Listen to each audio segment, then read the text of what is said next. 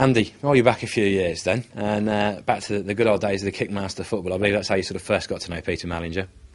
It was, yeah. We launched it, or Peter launched it, showing our age now, but 16 years ago, and me and Les Ferdinand went on Blue Peter, of all TV shows, and promoted it. So that's where we first sort of met, and I got a call out of the blue in the summer, just asking if I would like to get involved with this in some sort of capacity, and had a meeting, saw what it's all about, and I think it's a really good concept.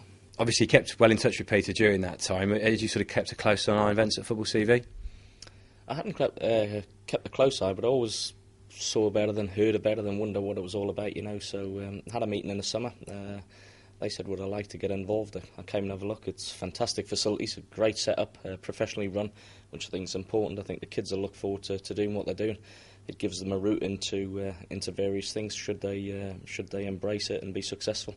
So yeah, more than happy to lend my support.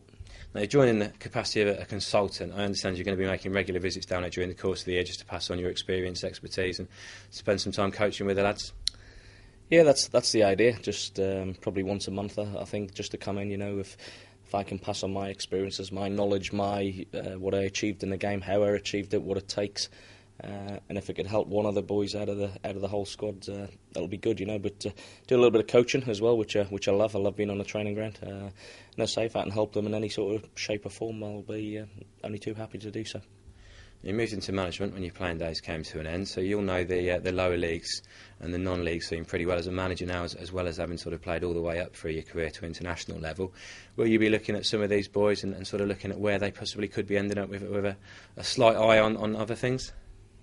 Yeah, you'll, as a coach or someone who's played the game, you know, you pick up things very quickly. You'll see just the way people move, the way they receive the ball, you know, can they get their head up, what can they see around them, you know. So from the first session that I see today, I'll pick up one or two things. As I say, I'll have a look, and if I can recommend through the organisation people to come and have a look to help them, that's what I'll do, you know. But one of my roles is just to come in and support, pass on my knowledge, pass on my tips, you know, from someone who's played at the top, filter that down and just get the lads to express themselves and enjoy themselves, you know.